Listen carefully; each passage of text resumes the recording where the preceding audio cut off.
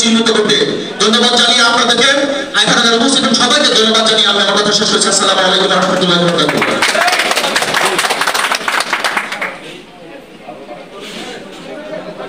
আপনার বক্তব্য খুব চমৎকার বক্তব্য।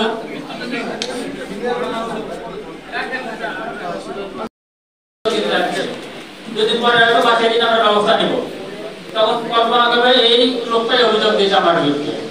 তাতে বরং আমি আমার মোবাইল নম্বরটা আমাদের মোবাইল নম্বর দিয়ে যাই, এখানে আপনাদের আমার মোবাইলে হোয়াটসঅ্যাপে দিয়ে দেবেন, নাম ঠিকানা পরিচয় সব গোপন রেখে কথা দিচ্ছি আপনাদের নাম ঠিকানা অবশ্যই গোপন থাকবে, কিন্তু দেখবেন যে অবশ্যই প্রতিকার পাবেন আপনারা। আমার মোবাইল নম্বরটা দিয়ে দিন, আমি চেঞ্জ হবো কিন্তু এই নম্বরটা থেকে যাবে কিন্তু, ঠিক আছে? সবাই মোবাইল নম্বরটা দয়া করে একটু লিখে রাখেন, যে কোনো সময় একটু মেসেজ দিবেন। আমি যদি কল ধরতে না পারি, ইমার্জেন্সি হলে 2-3 কল দিবেন, আর যদি ইমার্জেন্সি না হয় হোয়াটসঅ্যাপে দিয়ে দিবেন, হোয়াটসঅ্যাপে মেসেজটা দিয়ে দিবেন। এই মেসেজ যদি দিতে না পারেন ভয়েস মেসেজ দিবেন, আপনি লিখতে পারতেছেন না ভয়েস মেসেজ দিয়ে দেবেন, ঠিক আছে? আমরা ব্যবস্থা নেব ইনশাআল্লাহ, ঠিক আছে? তবে ওই কোনো কিছু যেন ব্যক্তিগত শত্রুতা অসত্য না হয়। ওই যে এক হুজুর তো বলেছেন, কুল্লুকুম রাইন ওয়া কুল্লুকুম মাসউলুন আন রাইয়াতিহি, তোমরা সবাই জিম্মাদার, তোমাদের জিম্মাদারি সম্বন্ধে জিজ্ঞাসা করা হবে। একাম মুকাম করলে কিন্তু আল্লাহ ধরে ফেলবে, তাই না? সুতরাং আমরা যদি এই কথাগুলো এই জন্য বলতেছি, ধর্মীয় মূল্যবোধ ইসলামিক মূল্যবোধের জনগণ এখানে আছে সবাই, যারা নাস্তিক ওই ধরনের লোক কিন্তু এখন এখানে আছে বলে আমার মনে হয়, এই জন্য কথাগুলো বলার চেষ্টা করেছি। তো আমার মোবাইল নম্বরটা দয়া করে একটু লিখে রাখেন, 01320 01320 70500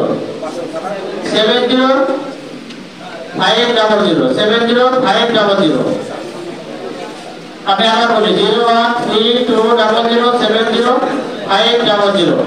এই নম্বরে আপনাদের যে কোনো অভিযোগ যখন ইচ্ছা তখন 24/7 বা 24/6 365 বা 366 যে মানে আপনারা এই ইতিমধ্যে কল দেওয়া শুরু করেছেন অনেকে, ঠিক আছে? যে নম্বরটা ঠিক আছে, তো আপনারা এটার আমরা ব্যবস্থা নেবেন ইনশাআল্লাহ। স্যার কথা জিরো টলারেন্স নীতি অবলম্বন করছি আমরা। এখানে যদি কেউ চাঁদাবাজি করে সুনির্দিষ্টভাবে আমার ডিসিশন নাম্বার দিয়েছেন, আমার নাম্বার আছে, কমিশনার স্যারের নাম্বার আছে, আপনার পরিচয় গোপন রাখা হবে। আপনারা যদি স্পেসিফিক দিতে পারেন আমরা একদম কোনো দেরি হবে না চাঁদাবাজি মামলা নেব। আপনারা ওখানদেরকে বলবেন, আপনি যিনি বক্তৃতা দিলেন আপনি বলবেন ওরা যেন টাকা না দেয় কাউকে, কারণ এটা তো জবরদস্তি করে নেওয়া যায় না, এটা তো সিন ক্রিয়েট হবে, তখন তো জেনে যাবে ওরা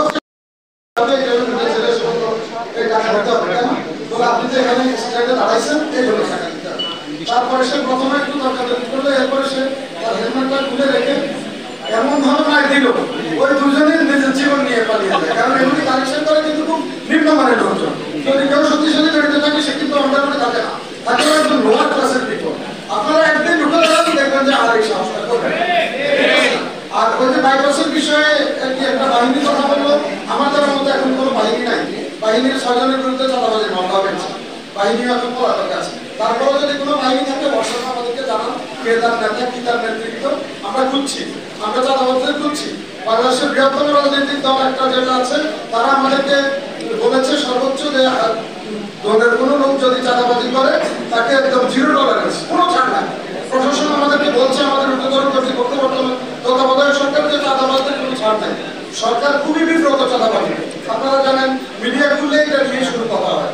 এই জন্য এই বিষয়ে আমাদের একদম কোনো ধরনের আপনার সম্পৃক্ততা আমাদের লোকের যদি আমরা পেয়েও থাকি তাহলে তার বিরুদ্ধে আমরা দলের অবস্থা নিই।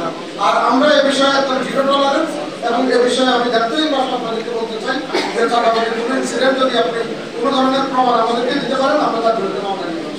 ধন্যবাদ। পরবর্তী বক্তা এদিক থেকে কেউ কিছু